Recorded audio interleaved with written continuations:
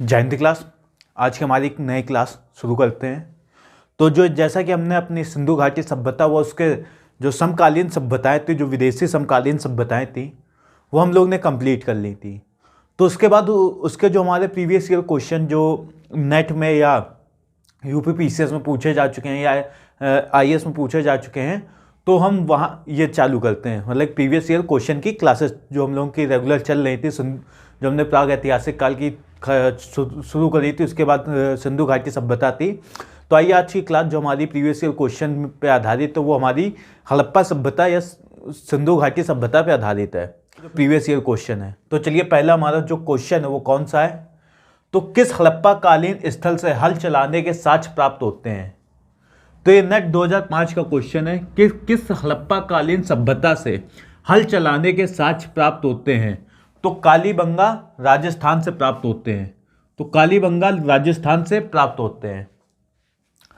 तो हल चलाने के साक्ष्य कहाँ से प्राप्त होते हैं? कालीबंगा। अगर हल चला होएगा तो वहाँ से जुते हुए खेत भी मिलते हैं। तो क्वेश्चन ये भी पूछता है कि जुते हुए खेत के साक्ष्य हड़प्पा कालीन सभ्यता से कहाँ से प्राप्त होते हैं, तो भी कालीबंगा राजस्थान से प्राप्त होते हैं। जुते हुए खेत या हल चलाने के साक्ष्य कहाँ से प्राप्त होते हैं?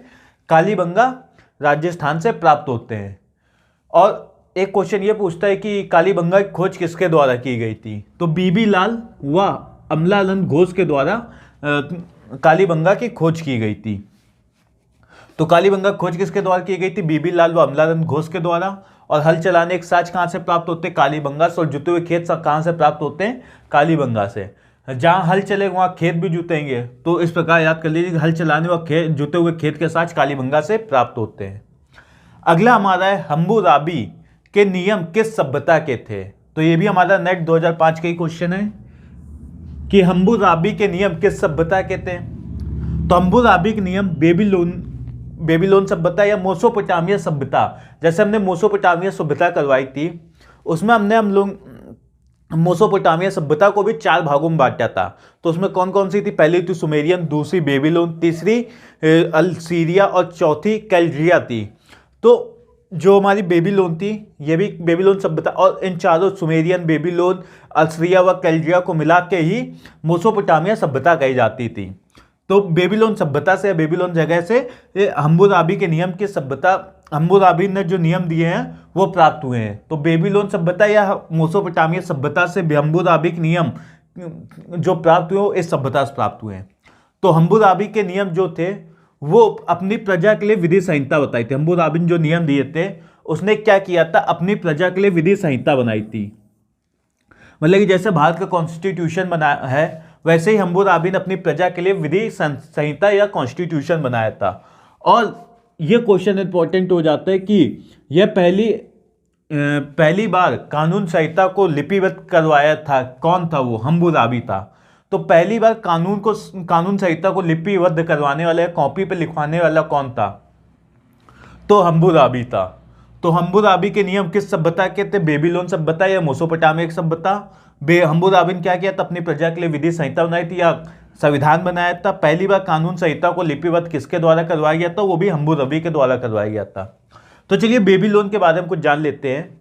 तो बेबीलोन से झूलता झूला मिला था। हमने आपको जब मेसोपोटामिया की सभ्यता करवाई तो उसमें आप पिछली क्लास थी जो जिसमें मेसोपोटामिया की सभ्यता करवाई थी। तो बेबीलोन से क्या मिला था? झूलता झूला मिला था। सिकंदर व उसके घोड़ा ब्यूसेफलस की मृत्यु कहाँ पे होती है? बेबीलोन में होती है। तो सिकंदर व उसका घोड़ा ब्यूसेफलस की मृत्यु कहाँ होती है? बेबीलोन में होती है। और एक और क्वेश्चन करवाया था इसी में, कानकरोज जो नस्ल की गाय होती है वो कहाँ मिलती है? वो भी बेबीलोन में मिलती है। ज्योग्राफिक क्वेश्चन की कानकरोज नस्ल की गाय कहाँ मिलती है? वो बेबीलोन में मिलती है। तो चलिए हम अगला क्वेश्चन देखते हैं कि किस स्थल से हड़प्पन मृत भांड तथा धूसर चित्रित मृत भांड की क्रमबद्धता प्राप्त होती है। तो ये नेट 2005 का क्वेश्चन ये भी कि किस स्थल से हड़प्पन मृत भांड तथा धूसर चित्रित मृत भांड की क्रमबद्धता प्राप्त होती है। तो भगवानपुरा कहाँ है? हरियाणा में है। तो भगवानपुरा हरियाणा से प्राप्त होती है। हड़प्पन मृत भांड तथा धूसर चित्रित मृत भांड की क्रमबद्ध तरीके से कौन से हड़प्पाई स्थल से प्राप्त होते हैं? तो भगवानपुरा हरियाणा से प्राप्त होते हैं। और एक ये मोस्ट इंपॉर्टेंट क्वेश्चन है कि प्रथम यूनानी इतिहासकार कौन थे? तो ये भी नेट 2005 का क्वेश्चन कि प्रथम यूनानी इतिहासकार कौन थे? तो हेरोडोटस, जो प्रथम हमारे यूनानी इतिहासकार थे कौन थे? हेरोडोटस थे। और इतिहास का पिता किसे कहा जाता है? हेरोडोटस को कहा जाता है। किसी लोगों को कंफ्यूजन होती है, हिस्ट्री और हेरोडोटस दोनों एच से चालू होते हैं, तो दोनों इस प्रकार याद कर लेते हैं। हिस्ट्री के पिता हिस्ट्री हैरो, तो हिस्ट्री के पिता हेरोडोटस, और प्रथम यूनानी इतिहासकार कौन थे? हेरोडोटस थे। और क्वेश्चन ये पूछ लेता है कि हेरोडोटस ने अपनी कौन सी पुस्तक लिखी? तो हेरोडोटस ने अपनी पुस्तक कौन सी लिखी? हिस्टोरिका। तो इस प्रकार ये भी याद कर लेंगे, हेरोडोटस की हिस्टोरिका। तो एच हिस्ट्री के पिता हेरोडोटस की पुस्तक हिस्टोरिका। अभी इसको आगे जब पुस्तकें करवाएंगे तब आपको दोबारा ये शब्द देखने को मिलेगा, हिस्टोरिका। तो हेरोडोटस की पुस्तक हिस्टोरिका। और हिस्टोरिका में क्या दिया है? भारत व फारस के संबंधों का वर्णन है।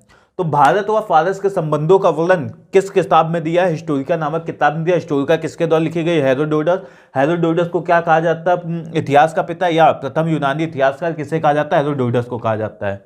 और ये हमारा नेट 2005 का क्वेश्चन है। तो चलिए आगे देखते हैं, आगे जो हमारे क्वेश्चन बाकी थे उसको देख लेते हैं। तो हमारा अगला क्वेश्चन है कि सिंधु घाटी सभ्यता का सबसे दक्षिण का स्थल कौन सा है? जो सबसे दक्षिण में स्थल मिला है वो कौन सा है? ये हमारा नेट 2006 का क्वेश्चन है। तो सबसे दक्षिण में स्थल मिला वो कौन सा है? दैमाबाद है। तो एक बार देख लेते हैं उसकी स्थिति कैसी है। जो सिंधु घाटी सभ्यता में जो नगर मिले हैं सबसे पूर्व, पश्चिम, उत्तर, दक्षिण वाली, तो सबसे पश्चिम में कौन सा नगर मिला? सूत का गेंडोल। यह हमारा कहाँ है? पाकिस्तान में। और किस नदी के किनारे? दासक। और पाकिस्तान में भी किस प्रांत में? बलूचिस्तान प्रांत में। तो सूत का गेंडोल कहाँ से मिला? बलूचिस्तान, पाकिस्तान से। और किस नदी किनारे स्थित है? दासक। और सबसे पूर्वी बिंदु जो का मिला है वो कहाँ से मिला है? आलमगीरपुर ये कहाँ पर है? यूपी में। तो आलमगीरपुर कहाँ है? यूपी में। किस नदी किनारे स्थित है? हिंडन में। और आलमगीरपुर यूपी के किस उसमें है? जिले में, तो मेरठ में। तो आलमगीरपुर सबसे पूर्वी बिंदु हड़प्पा सभ्यता के, सिंधु घाटी सभ्यता कहाँ से मिला? यूपी से। इसके बगल से कौन सी नदी बहती हुई निकली है? हिंडन नदी। और यूपी के किस जिले में? तो मेरठ जिले में। सबसे उत्तरी बिंदु मांडा, जो हमारा जम्मू एंड कश्मीर में है। तो मांडा सबसे उत्तरी बिंदु कहाँ पे? जम्मू एंड कश्मीर। किस नदी किनारे स्थित है? चिनाब नदी के किनारे। और सबसे क्वेश्चन ये पूछेगा कि सिंधु घाटी सभ्यता का सबसे उत्तरी बिंदु कौन सा है? मांडा, जो कहाँ है? जम्मू कश्मीर में, चिनाब नदी किनारे। और ये क्वेश्चन तो पूछा ही गया था कि सबसे दक्षिण स्थित कौन सा बिंदु सिंधु घाटी सभ्यता? तो दैमाबाद कहाँ है? महाराष्ट्र में है। और किस नदी किनारे स्थित है? प्रवरा या गोदावरी। गोदावरी भी लिख लीजिएगा यहाँ। तो प्रवरा या गोदावरी नदी किनारे स्थित है। तो आपको ये समझ में आएंगे सिंधु घाटी सभ्यता के चारों दिशाओं में कौन कौन से नगर हैं। और इसकी इस प्रकार दूरी कितनी है? 1400। इस प्रकार इसकी दूरी 1600 किलोमीटर। पूर्व से पश्चिम की दूरी 1600 किलोमीटर। और उत्तर से दक्षिण की दूरी 1400 किलोमीटर है। 1400 किलोमीटर उत्तर से दक्षिण की दूरी और 1600 किलोमीटर पूर्व से पश्चिम की दूरी इसकी दूरी है। और ये एक त्रिभुजाकार में है, मतलब जो दैमाबाद के जो नगर मिले हैं वो त्रिभुजाकार शैली मिले। क्वेश्चन ये पूछेगा कि सिंधु घाटी सभ्यता या हड़प्पा सभ्यता किस आकार की वो है? सभ्यता है। तो त्रिभुजाकार आकार की। त्रिभुजाकार जब इसका बनाते हैं तो त्रिभुजाकार बनता है। इस प्रकार से सभ्यता मिली है। त्रिभुजाकार प्रकार की सभ्यता कौन सी है? सिंधु घाटी सभ्यता है। और इसका जो क्षेत्र मिला पूरा कितना था? 13 लाख वर्ग स्क्वायर मीटर है। और एक क्वेश्चन और बनता है कि ये तो क्वेश्चन है कि सिंधु घाटी सभ्यता का पूरा क्षेत्रफल कितना है? 13 लाख वर्ग किलोमीटर स्क्वायर। और एक क्वेश्चन बनता है कि समुद्र तल से कितनी किलोमीटर की समुद्र तट से इसकी लंबाई कितने किलोमीटर छूती है, या कितनी लंबाई इसकी छूती है? तो 1300 किलोमीटर इसकी समुद्र तल से, समुद्र से 1300 किलोमीटर। समुद्र तट या समुद्र तल से या समुद्र से सिंधु घाटी सभ्यता की लंबाई कितने छूती है? तो 1300 किलोमीटर छूती है। तो आपको ये क्वेश्चन समझ में आएंगे। तो सबसे दक्षिण पॉइंट दैमाबाद महाराष्ट्र, सबसे उत्तरी पॉइंट मांडा चिनाव जम्मू कश्मीर, सबसे पूर्वी पॉइंट आलमगीर यूपी हिंडन मेरठ, सबसे पश्चिमी पॉइंट सुतका गेंडोर बलूचिस्तान पाकिस्तान। कौन सी नदी? दासक नदी। और त्रिभुजाकार शैली की है, पश्चिम से उत्तर तक, वो पश्चिम से पूर्व तक की दूरी 1600, उत्तर से दक्षिण तक की दूरी 1400। त्रिभुजाकार 13 लाख वर्ग किलोमीटर में, समुद्र तट से 1300 किलोमीटर की इसकी तटरेखा मिलती है। अगला हमारा क्वेश्चन है कि किसे हड़प्पा तथा मोहनजोदाड़ो को सिंधु घाटी सभ्यता की दो राजधानी कहा जाता है? तो कौन सी ऐसी दो हड़प्पा तथा मोहनजोदाड़ो को किसने हड़प्पा तथा मोहनजोदाड़ो को सिंधु घाटी सभ्यता की दो राजधानी कहा है? तो कौन कौन से क्वेश्चन इस प्रकार था, किसने हड़प्पा तथा मोहनजोदाड़ो को सिंधु घाटी सभ्यता की दो राजधानी नहीं कहा है? तो हमने क्वेश्चन हल्का चेंज निकाल दिया, किसने दो राजधानी कहा है? तो ये नेट 2006 में क्वेश्चन याद आया था। तो आप इस प्रकार याद कर लेंगे, किसने हड़प्पा तथा मोहनजोदाड़ो को सिंधु घाटी सभ्यता की दो राजधानी कहा है? तो ये याद कर लीजिए, नहीं वाला अपने आप हो जाएगा।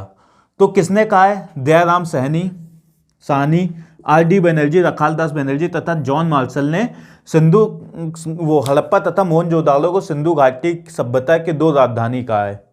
तो हड़प्पा तथा मोहनजोदाड़ो को सिंधु घाटी सभ्यता की दो राजधानी किसने किसने कहा है? तो दयाराम साहनी, आर.डी. बनर्जी तथा जॉन मार्शल ने कहा है। एक क्वेश्चन ये पूछ लिया जाता है कि हड़प्पा व मोहनजोदाड़ो को जुड़वा राजधानी किसने कहा है? तो हड़प्पा तथा मोहनजोदाड़ो जुड़वा राजधानी किसने कहा है? तो स्टुअर्ट पिगट ने कहा है। तो हड़प्पा व मोहनजोदाड़ो को जुड़वा राजधानी किसके द्वारा कहा गया? स्टुअर्ट पिगट के द्वारा कहा गया है। तो चलिए, आज की हमारी जो प्रीवियस के क्वेश्चन थे यहीं तक थे। इसके आगे कल फिर मिलते हैं। अगर किसी को कोई डाउट या समस्या हो वो कमेंट बॉक्स में लिख दे, या कुछ नया टॉपिक उसको पढ़ना या कुछ भी हो वो अपना कमेंट बॉक्स में लिख दे। बाकी हम कल इसी के आगे मिलेंगे। प्रीवियस ईयर क्वेश्चन चालू रहेंगे, लगातार आपको मिलते रहेंगे। तो चलिए, आज की क्लास यहीं समाप्त करते हैं। कल फिर मिलते हैं नई क्लास के साथ। आज के लिए जय हिंद।